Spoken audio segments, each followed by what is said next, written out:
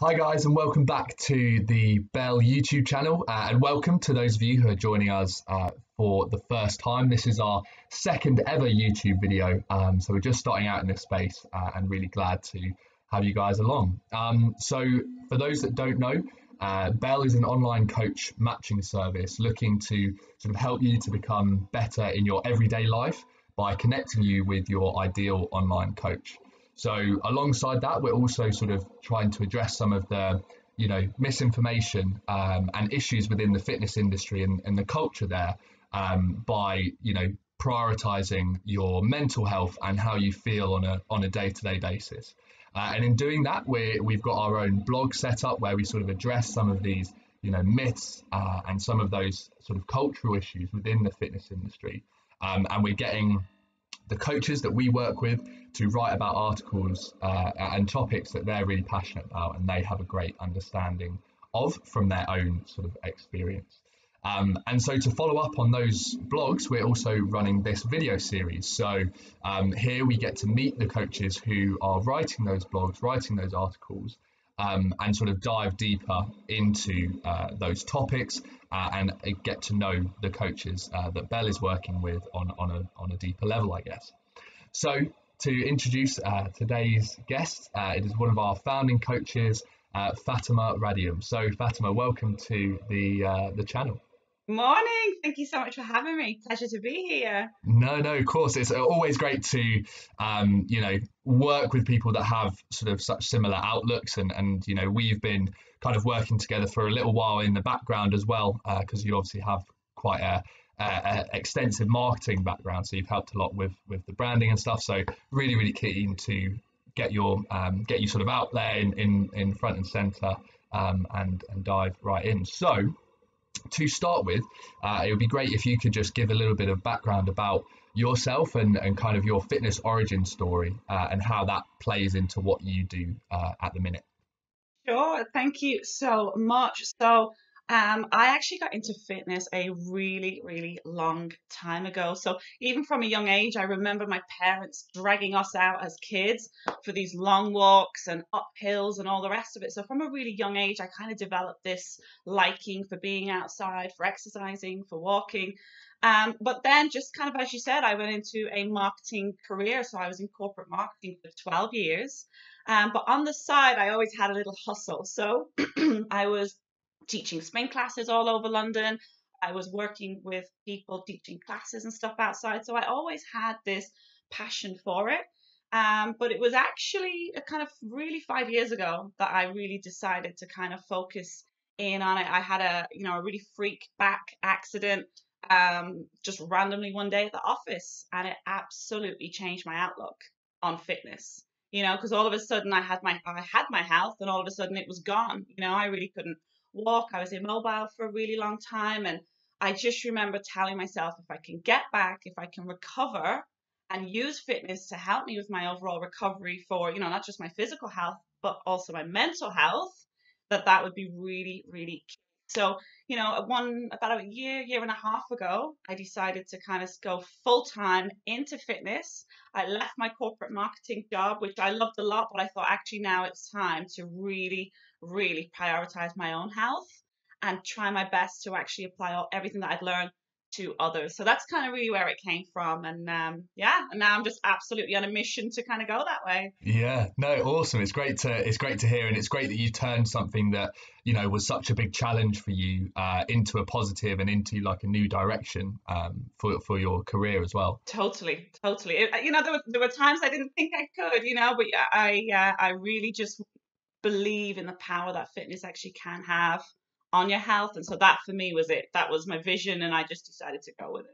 Yeah, no, exactly. So obviously in the last sort of 9 months, 10 months, the world has just gone crazy.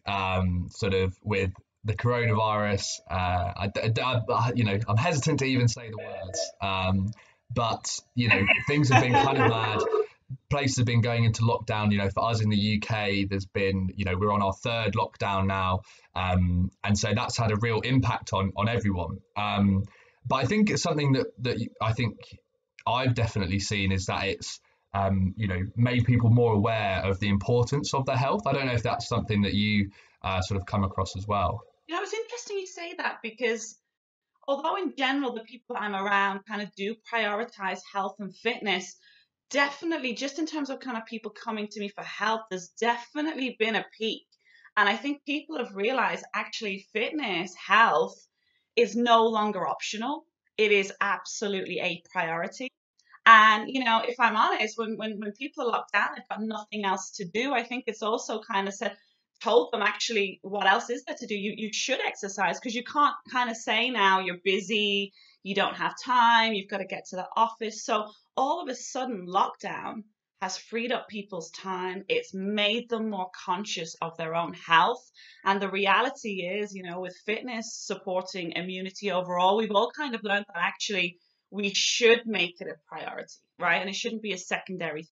And that for me, honestly, is so encouraging as a coach to see, because sometimes we're kind of talking about the benefits of health, the benefits of fitness, but now people are more aware of it themselves. And so it's really becoming kind of a two-way conversation where people are putting their health needs first, and we're trying to meet them and help them along their journey. So I think it's actually really encouraging. It's really encouraging to see. Yeah, it's obviously been such a turbulent time, but that's potentially something that has come out of it, which is potentially positive. So, and I think it is important to try and identify those positives as well.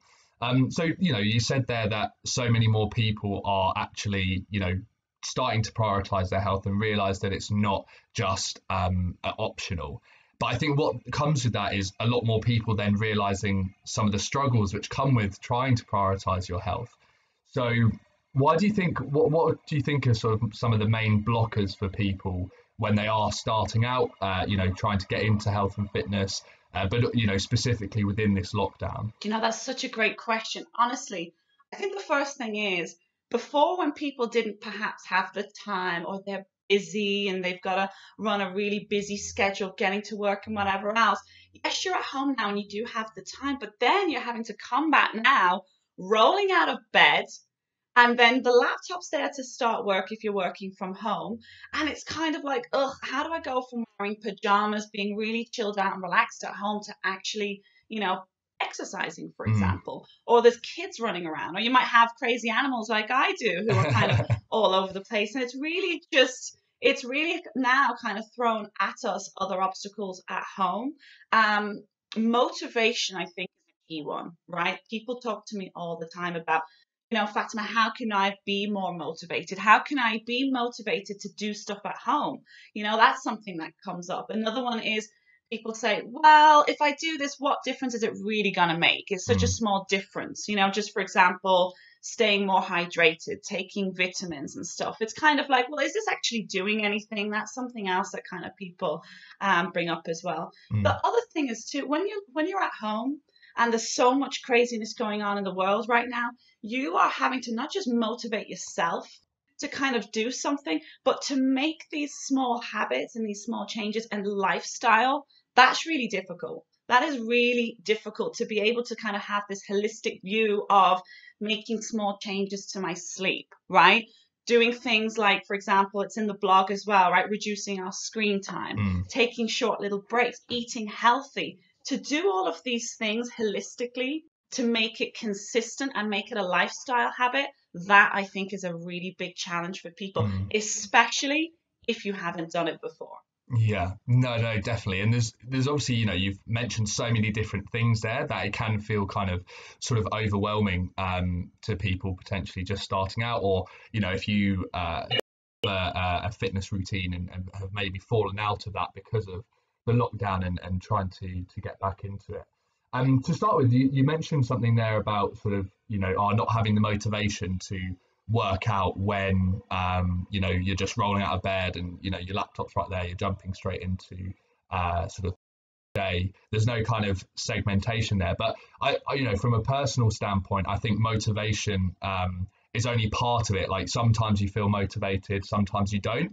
And actually having an exercise routine shouldn't be contingent on whether or not you feel sort of motivated. So what's your kind of opinion around how you get past those, days where that you're not sort of motivated? I think the reality is, that's another good point. The reality is all of us as human beings are not motivated every day, right? I'm very, very self-motivated. I'm driven. I have days where I really can't be bothered. That's the truth. I think the idea of watching more Netflix at home on the couch is way more appealing than doing some small changes in the day, like going for a stroll, exercising, stretching, these types of things.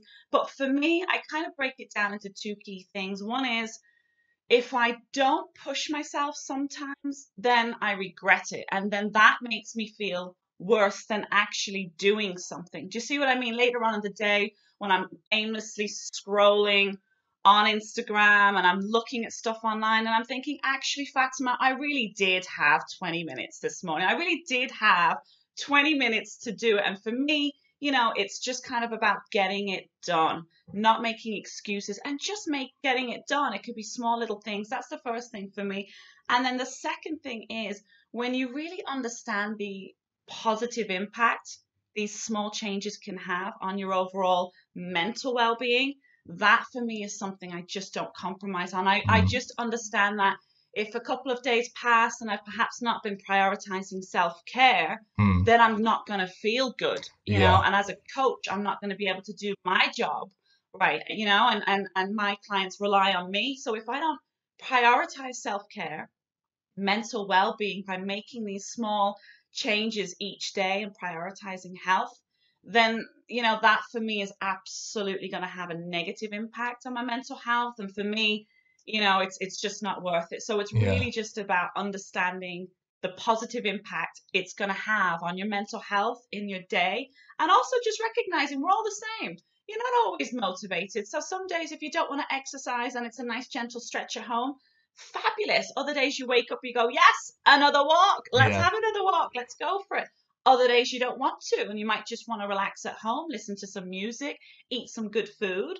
So you're not always motivated to do something, but it's really just about doing your absolute best to prioritize self.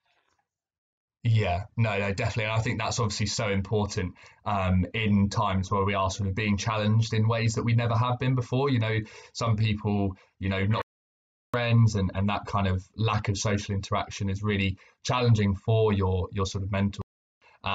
So, because I think for me, in particular, I've been working out now for like sort of 8 years or so, and it was a very long time before I made that connection between exercising and actually feeling generally having a sort of better mental health. It took a long time for me to establish. So for people who are maybe just starting out, I think actually a really good thing for people to do is just like sort of make a routine, or set really small goals. Yes. And sort of make things as easy as possible for them. And some of those stuff you kind of dived into in the blog. So do you want to just touch on some of those small goals and a bit of a routine as well? Absolutely. So that one, honestly, Liam, I could not agree more. The importance of just setting small daily targets, right? Just honestly, I included it in the blog, on a piece of paper, on a whiteboard, in your phone, just making a little list, 3 things that you are going to prioritize that day is so powerful when it actually comes to getting it done. I feel like when you set yourself small goals, you're more likely to hold yourself accountable, right? I definitely experience this myself. So when I don't write down my goals and I wake up and I'm kind of working through the day, I'm more likely to procrastinate. I'm more likely to push it to the side and say, I'll do it tomorrow, which never happens. It gets pushed to the end of the week. And then you say, actually, you know what? I don't care about that. It's a fresh week. So when you set these small goals, you're more likely to get it done. Small baby steps, right? You're not going to go from doing nothing or feeling like you don't want to do anything to getting up, exercising, getting in a power walk, doing a marathon and all the rest. It's just not going to happen. It's not realistic. So daily goals is a really important one. And I think it was one of the first easy tips that I included in that blog, which I highly recommend. Another quick and easy one, honestly, just as a baby step, is in the morning, I am a huge fan of breakfast, right? Not everybody is a big fan of breakfast. And I really feel it sets you up for the day. So if you enjoy breakfast, prioritize it. Sit down Mm. peacefully if you can for 5-10 minutes and enjoy that good food. Set yourself up for the day, because also, you know, later on in the day, you're less likely to snack. You're less likely to Mm. kind of start to eat junk food, which guess what? Is not going to make you feel very good, right? So it's really just making sure that you tell yourself, this is really important, here's why, and let me try and do it. Another one, Mm. which I included in the blog, which I'm sure you'll agree with, is just reducing screen time in general. Mm. You know, I think another thing that for me wasn't making me feel so good at the beginning of lockdown was just Mm. I was spending so much time watching TV and the news, and it was just Yeah. bad news, and I was absolutely engrossed in watching what's going to happen now and all the rest of it, and it was just not doing anything for me. And then I was spending hours on my phone, right? Because when the gyms first shut, it was like, oh, you know, so you're straight on the phone or the laptop. So again, just reducing screen time and trying to do other things also can make a massive difference, right? That's something else I really advocate for. You know, and another quick one was for me, just in general, trying to hydrate, eat healthily, and really just making sure across the day you do those small little things. But honestly, the number one tip I would say if you're getting started is just set yourself a teeny tiny goal for the day. One goal for the day, whatever that is, and trying to get it done and seeing how good you feel when you actually achieve it, because that achievement makes us feel good. So you're more likely to actually want to continue making small other changes. Yeah, definitely. And that feeling can, you know, become sort of addictive sometimes. So you're like, oh, I want to make this list long so that I can, you know, smash even more things and get that like dopamine rush when you finish the day and you can tick things off your checklist. Absolutely. I have absolutely no shame in admitting sometimes it gets to the end of a day and I think of something I've done in the day that was not on the list. And I find myself writing it on the list just to scratch it straight off. And it's just this strange thing that I do, but it really just makes it, I love a good to-do list and this feel-good factor of like, yes, check, done. What else, you know? Yeah, no, Totally. definitely. So one of the things, so I think we've covered a lot there that people can sort of try to introduce into their day. You know, you don't have to do everything, just pick sort of little bits which seem, like the type of thing you'd be able to do, and don't try and do everything at once. Like Fatima said, try to do one or two of those things. Absolutely. Write them down and tick them off. So one thing that I think we've not spoken about so far, but I definitely think is really, really beneficial is kind of exercising in the morning. And I know like a lot of people are like, Yes. I don't, I'm not a morning person. I'm never going to do that.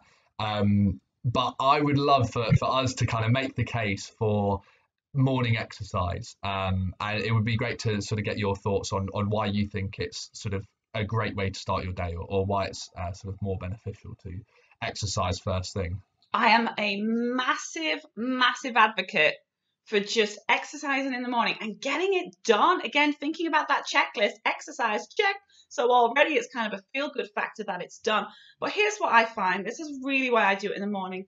You are way more likely to make excuses throughout the day as to why you cannot do it. And I'll give you an example. Sometimes kind of before I really adopted this early morning exercise mindset, I used to leave it to the back end of the day. And then honestly, if I hadn't fueled right in the day, I had a stressful day, I couldn't be bothered. I used to have, commutes to deal with. When it came to the evening, it was like, I'll do it tomorrow.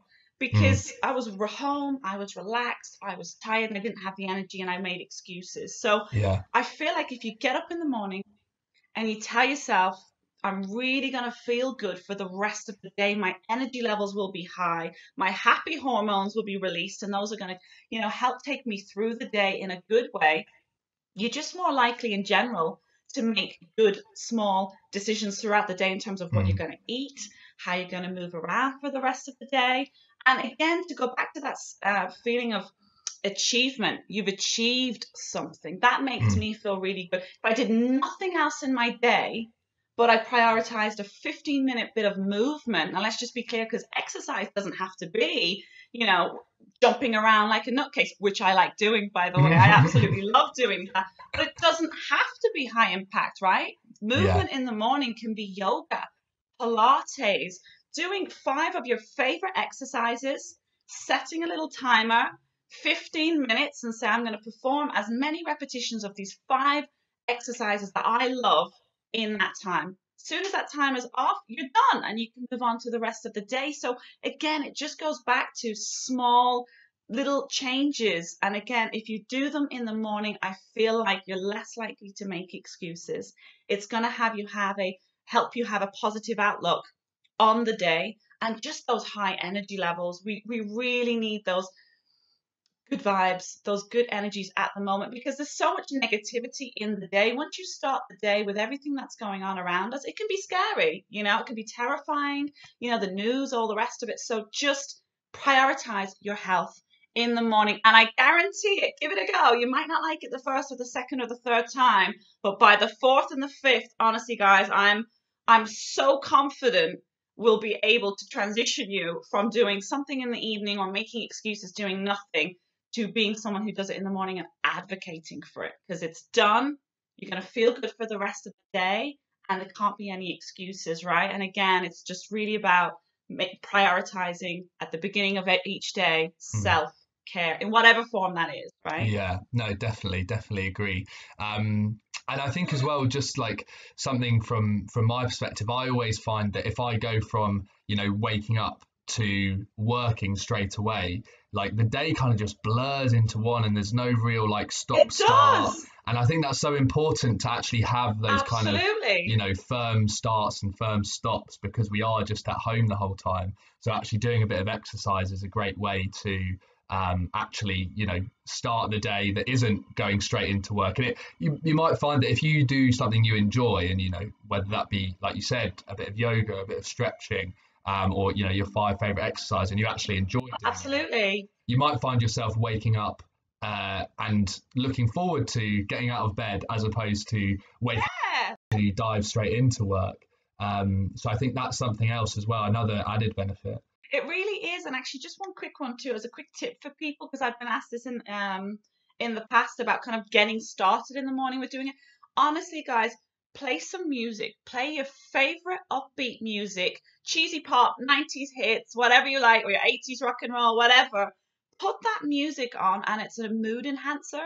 So actually, what I do is, once I've woken up and I've had some breakfast, whatever, that period kind of in between before I exercise, sometimes, those I can't be bothered mood might come in. And once I play some music, I feel like I actually am about to have some fun. And I'll just, get 20 minutes, half hour at home in my front room with the cats watching and my music blaring. And I really just feel good. So music also, guys, is just a quick tip. If you're kind of waking Mm. up and you're trying to exercise, but you're not quite making it happen, put on your favorite tunes, let them play, Mm. let it enhance your mood, and just get the exercise done. Yeah, no, definitely. And I think as well, what's something that, all of these things that we've talked about today, like the goal setting, the little checklists, doing things first thing in the morning, is actually just trying to, make things easier for yourself, because like you going out of your way, or going Yeah. from not exercising too much to actually having an exercise routine, or, being healthier, is not easy. So you want to do everything in your power to just make it easier for yourself. And if you're waiting till the end of the day to, exercise, you are making that task more difficult, because you could have experienced so many things which just went wrong in that day. Whereas if you wake up, you are more in control of sort of how you feel. So it's sort of easier for you to then go and exercise first thing. And, I think that's what a lot of these things have in common, is they just kind of make doing something, make exercising, make prioritizing your health easier, as opposed to just this mammoth task that you have to kind of take on. I honestly couldn't agree more. Really, it's just about breaking things down into small, simple things. I mean, guys, if you're checking out the blog, even choose one thing out of those easy tips. one thing, see if you can make that change in the day and just see how you feel. And maybe next week you're going to do two things off of it, right? But it's really just to your point about making it bite size, totally achievable, because then you're more likely to actually sustain it, right? And then to go back to my first point about lifestyle changes, you're more likely to adopt it, right? Versus it being, let me do this for the month of February. And then in March, I kind of can't be bothered because I got it done. You really want to just make it simple, small, easy, totally doable, absolutely achievable. And then hopefully you adopt it as a lifestyle change. Yeah, definitely. Well, I think that's an amazing point to round things off on. So thank you very much for everyone who's watched, and I hope you've enjoyed it. As always, if you have any questions, drop them in the comments below. If you've liked what we've been chatting about and have found it useful, then hit that like button. And if you want to hear more from us, hit that subscribe button. If you check out the description below, you'll be able to see how to get in touch with Fatima, how to check out Belle and find your ideal online coach, and actually start to make fitness and health part of your overall life and help you to become better in everyday life. So thanks again for coming on, Fatima. It's been a great conversation. My absolute pleasure. No, my absolute pleasure. I love what you guys do. Cheers. We'll speak to you guys soon. Thanks a lot. Bye, guys.